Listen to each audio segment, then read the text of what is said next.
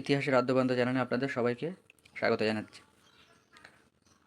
মাদ্রাসা নবম, দশম এবং একাদশ, দ্বাদশ শ্রেণীর যে পরীক্ষাটি মার্চ মাসের 3 তারিখে অনুষ্ঠিত হয়েছিল, তার অ্যান্সার কি পাবলিশ করা হয়েছে। তো এই যে অ্যান্সার কিটা আমরা পেলাম, সেখানে বেশ কিছু প্রশ্নে ভুল পেলাম বলে আমার মনে হয়েছে। সেই ভুলগুলো নিয়ে আমরা আলোচনা করতে চলেছি। প্রথম প্রশ্ন, ইস্ট ইন্ডিয়া কোম্পানির বাণিজ্যিক অধিকার লুপ্ত হয় নিম্নলিখিত আইনের দ্বারা।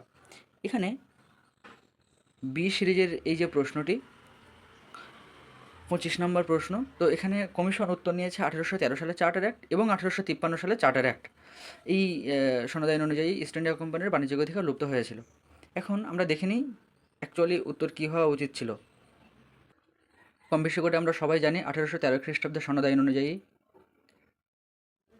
ইস্ট ইন্ডিয়া কোম্পানির যে একচেটিয়া বাণিজ্যিক অধিকার, সেই একচেটিয়া বাণিজ্যিক অধিকার তুলে দেওয়া হয়েছিল।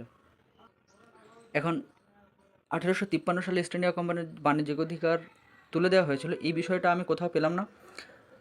শেখর বন্দ্যোপাধ্যায়ের সমর কুমার মল্লিকের যে বইটা আমরা পেলাম, সেই বইটাতে দেখুন পরিষ্কারভাবেই মার্ক করা আছে 1833 খ্রিস্টাব্দে চার্টার অ্যাক্ট অনুসারে কোম্পানি চায়ের উপর একচেটিয়া অধিকার ও চীনের একচেটিয়া কারবার পুরোপুরি তুলে দেওয়া হয়। অর্থাৎ এখন থেকে কোম্পানির ব্যবসা সংক্রান্ত কোনো দায়িত্বই রইল না এবং কোম্পানি একটি পুরোপুরি রাজনৈতিক ও প্রশাসনিক প্রতিষ্ঠানে পরিণত হলো। তাহলে আমরা প্রথম প্রশ্নের ক্ষেত্রে যদি আসি, ইস্ট ইন্ডিয়া কোম্পানির বাণিজ্যিক অধিকার লুপ্ত হয়েছিল কোন আইনের দ্বারা, তাহলে অপশান 1813 এবং 1833, এই দুটো অপশানকে বেছে নেওয়া যেতে পারে যদি দুটো অপশান বাছা হয়। তো এই বিষয়টি একটি বিতর্কিত বিষয়। সেক্ষেত্রে 1853 সালে চার্টার অ্যাক্ট, এইটা তো সম্ভবই না। এই আইন অনুযায়ী কোম্পানির বাণিজ্যিক অধিকার লুপ্ত হওয়ার কথা বলা হয়নি, যেহেতু 1813 সালে একচেটিয়া অধিকার এবং 1833 সালে বাণিজ্যিক অধিকারটাকে ছিনিয়ে নেওয়া হচ্ছে, ফলে 1853 সালের প্রসঙ্গটি আসছেই না। আসা যাক দ্বিতীয় প্রশ্নে। 66 নম্বর প্রশ্ন, গ্রুপ বি সিরিজের।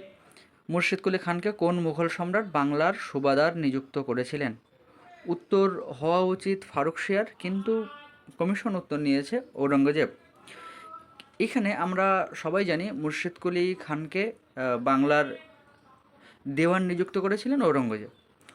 আমি তথ্য প্রমাণ সহ বিষয়টি দেখিয়ে দিচ্ছি। এখানে আমরা দেখি, এই যে 1717 খ্রিস্টাব্দে তিনি বাংলার সুবেদার পদে অভিষিক্ত হন। অর্থাৎ এখানে 1717 সালের সময়কাল অনুযায়ী ফারুকশিয়ার আসছে। ফারুকশিয়ারের সময়কাল 1313 থেকে শুরু হচ্ছে, আর ঔরঙ্গজেবের সময়কাল শেষ হচ্ছে 1707।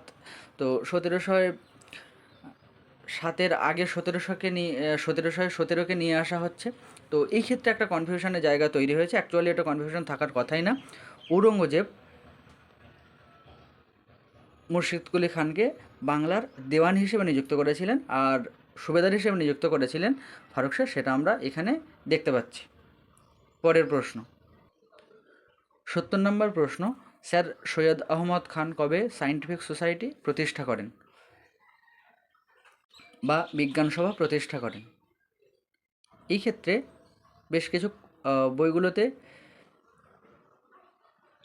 কিছু কনফিউশন তৈরি হয়েছে। অনেক বইগুলোতে নেওয়া আছে 1863 সাল, অনেক বইগুলোতে নেওয়া আছে 1864 সাল এবং অনেক বইগুলোতে নেওয়া আছে 1865 সাল। এক্ষেত্রে আমি মোটামুটিভাবে এই একটি বইতেই পেলাম, ভারতের ইতিবৃত্ত, বইটি জিকে পাহাড়ির বই। জিকে পাহাড়ির সাতটা প্রকাশনীর বই। তো সেখানে এই যে 1864 সালে ট্রান্সলেশন সোসাইটি প্রতিষ্ঠা করছে, যেটা সায়েন্টিফিক সোসাইটি 1866 খ্রিস্টাব্দে চেঞ্জ হচ্ছে। কিন্তু এক্ষেত্রে শেখর কুমার বন্দ্যোপাধ্যায় বা জীবন মুখোপাধ্যায় এরকম ধরনের যে বইগুলো, সেখানে অনেক জায়গাতে 1863 পেয়েছে এবং অনেক জায়গাতে 1865 পেয়েছে। সেক্ষেত্রে এটিও একটু কনফিউজিং প্রশ্ন। তো সেক্ষেত্রে আমাদের এই যে প্রশ্ন, এখানেও 1863, 64, 65 এই তিনটে অপশানই অনেক জায়গাতেই পাওয়া গেছে। চলে আসা যাক কনফিউশন প্রশ্নগুলোর ক্ষেত্রে লাস্ট প্রশ্ন। দেখুন, এই দারুল উলুম কে প্রতিষ্ঠা করেন? 71 নম্বর প্রশ্ন। তো এই যে প্রশ্নটা, এই প্রশ্নের ক্ষেত্রে কমিশনের উত্তর নেওয়া হয়েছে মাওলানা হুসাইন আহমদ। বাকি যে অপশানগুলো, সেই অপশানগুলো কোথাও পাওয়া যায়নি।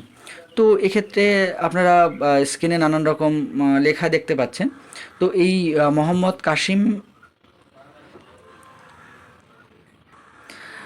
নানা ওয়াতাই এবং রশিদ আহমদ গঙ্গোহী, এই যে উত্তর, এই উত্তরটা বিহার একাদশ দ্বাদশ শ্রেণীর প্রিভিয়াস ইয়ার প্রশ্ন। এই প্রিভিয়াস ইয়ারের প্রশ্নে আমি একবার কমপ্লিট করিয়েছিলাম, আপনাদের স্ক্রিনশটে দেখুন। এই যে 94 নম্বর প্রশ্নটি, দার উল উলম দেওবন্দর প্রতিষ্ঠা থেকে মোহাম্মদ কাসেম নন্তবী এবং রশিদ আহমদ গঙ্গোই দুজনেই, তো উত্তর ওখানে দুজনেই নিয়েছিল দারুল উলম দেওবন্দের প্রতিষ্ঠা থেকে।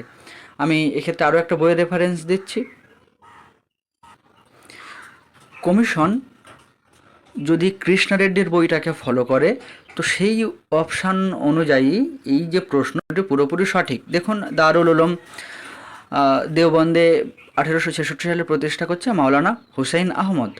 এই উত্তরের যদি কমিশন রেফারেন্স বের করে, তাহলে কৃষ্ণ রেড্ডির বইটাতে এইটাই দেওয়া আছে। কিন্তু সেক্ষেত্রে আবার এই যে আপনারা আগের প্রশ্নের ক্ষেত্রে দেখুন, সায়েন্টিফিক সোসাইটি বা বিজ্ঞান সভার ক্ষেত্রে এখানে পরিষ্কারভাবে কিছু বলা নেই, ফলে সেক্ষেত্রেও কমিশনকে কনফিউজড করে দেওয়া যেতে পারে বা কমিশন একটু বিপাকে পড়তে পারে। যাই হোক, এই প্রশ্নটার ক্ষেত্রে আসি। আরও একটা বইয়ের স্ক্রিনশট আমি দেখাচ্ছি। দেখুন, এই যে প্রশ্নের উত্তরটা নেওয়া হয়েছে, এটাও কিন্তু সমর কুমার মল্লিকের বই থেকে নেওয়া হয়েছে। এখানে উত্তর বিহার স্টেট টেটের সাথে মিলে যাচ্ছে, যে মোহাম্মদ কাসিম নানওয়াতাই এবং রশিদ আহমদ গঙ্গোহী।